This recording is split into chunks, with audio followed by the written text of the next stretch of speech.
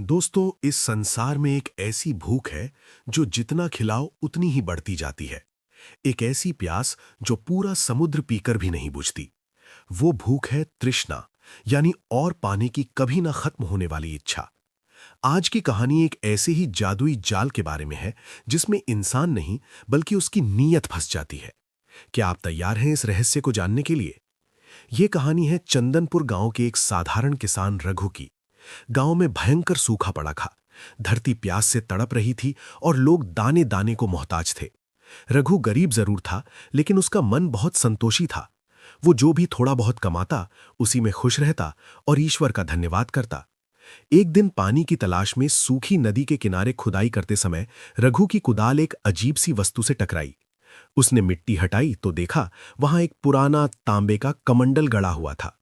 वो देखने में बहुत साधारण था, लेकिन उसमें से एक अजीब सी ऊर्जा महसूस हो रही थी। रघु ने जैसे ही उस कमंडल को उठाया, उसमें से शीतल जल की धारा बह निकली। वो हैरान रह गया। वो कमंडल छोटा सा था, लेकिन उससे पानी निकलना बंद ही नहीं हो रहा था। रघु ने अपनी प्यास बुझाई और समझ गया कि ईश्वर ने गांव की पुकार सुन ली है। वो भागा भागा गांव गया। उस जादुई कमंडल ने पूरे गांव की प्यास बुझा दी। खेत फिर से हरे होने लगे। रघु गांव का नायक बन गया। लेकिन यह कोई साधारण कमंडल नहीं था। यह तृष्णा का कमंडल था, जो इंसान की सबसे गहरी इच्छाओं को पढ़ लेता था। उस रात जब रघु सोने गया तो उसके मन में एक विचार आया। पानी तो मिल गया, लेकिन अगर थोड़ा धन होता तो मेरा कच्चा मकान पक्का हो जाता।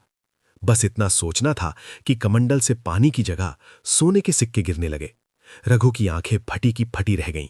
उसने रातों रात अपना कच्चा मकान तोड़कर एक हवेली खड़ी कर ली।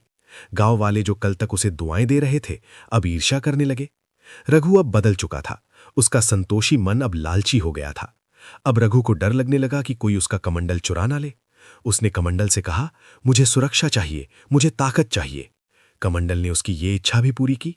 रातों रात रघु के पास सिपाही आ गए और नौकर आ गए। वो गांव का जमींदार बन गया।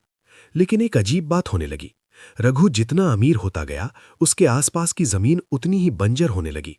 उसकी हवेली के बाहर के पेड़ सूखने लगे, कुएं फिर से सूख गए। एक दिन एक ज्ञानी साधु गांव से गुजरे। उन्होंने देखा कि पूरा गांव सूखा है, लेकिन रघु की हवेली में विलासिता है। साधु रघु के पास गए और बोले, बेटा, जिस कमंडल से तूने अपनी प्यास बुझाई थी, उसने अब तेरी आत्मा की शांति को पीना शुरू कर दिया है।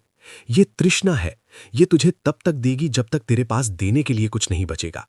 ये तेरे संतोष को खा रहा है और बदले में तुझे ये शापित सोना दे रहा है। रघु को साधु की बात समझ आ गई।